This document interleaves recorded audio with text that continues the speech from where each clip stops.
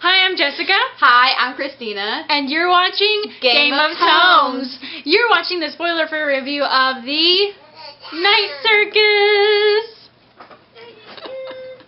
We read this book for our book club. We did, and we decided to talk about it because we have opinions on it. We do, and I loved this book. Like, I loved it. From beginning to end. Like, I loved it. In the beginning of this story, we meet two children with the potential for magic, and they are raised by two ancient magicians who decide to enter the two into a competition, if you will.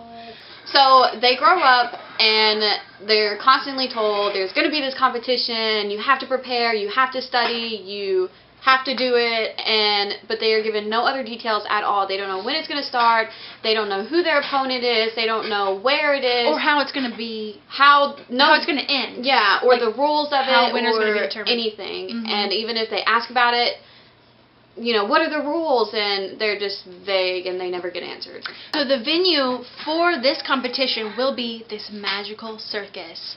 And I'm telling you, this is the reason I read, is to enter a world so rich. And that's what you do with this book. You enter into this elaborate, beautiful circus that, I just want to visit.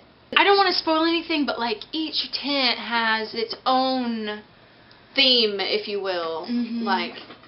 Its own magical element. Yeah. It's supposedly, the rights have been bought to make a movie, and I really want to see it, and they better not screw it up, or I will be really upset. Sam from Thoughts on Tomes said that she wants it to be made into a movie by Baz Luhrmann, who also did Moulin Rouge and The Great Gatsby, the recent one. And, I could just, in that style, because he did a really good job with both of those. And it's just again, a rich world that he creates. Yep. And that would translate so well for this book. Please, I want that to happen so bad. Oh my gosh. Petition it. I want that to happen so bad. We're going to start it. You said that it is slow. It's a slow. Just the beginning quarter to maybe half, not quite that far. I felt it was kind of you were kind of expecting, this competition, and it was just a little bit more of a backstory and how things are developing, which when you read the last half of it, totally makes sense. And so, but in the beginning I was like, yeah, whatever, who cares? So it's not like a duel. No, it's not, which I did read a lot of reviews about. People were upset that it wasn't this epic, magical, Harry Potter type battle. And I think that has to do with marketing. Yeah, yes. People are they're into this competition and it's this duel. And it's not like that. It's not. It's much more psychological and emotional. But for me, I really enjoyed the slowness of it. And just it was just this lyrical, visual melody. Yeah, no, that makes sense. Yes. I was kind of, the first little bit, I was like, alright, let's get to something happening.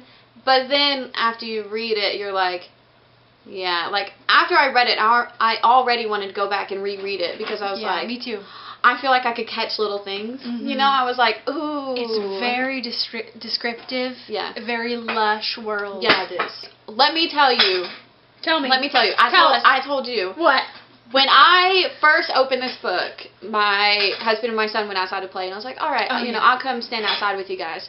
And I was like, I'll start the book, And my advice is, if it's still fall time while you're reading it, read it outside. The beginning of it is descriptive of, it talks about you're standing there in line and you feel the breeze and the leaves and the colors, and I was standing outside and there was a breeze and there were leaves, and I was like, it sold it for me right there. You told me to do that and then I forgot. I did, because it felt really magical. The ending left me completely satisfied. I would definitely read this again, and it's definitely one that will sit on my shelf and that I will keep forever, and read again and read again. It made you feel really good, and I got to really love the characters.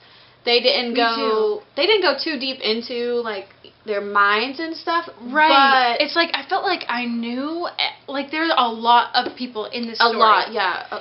Not a crazy amount, but I mean, Right. there is a fair amount of people. There's a cast of people in here. Yeah. And so I feel like I know them all, but, like, I don't know all of their motivations. Like, there's still a mystery.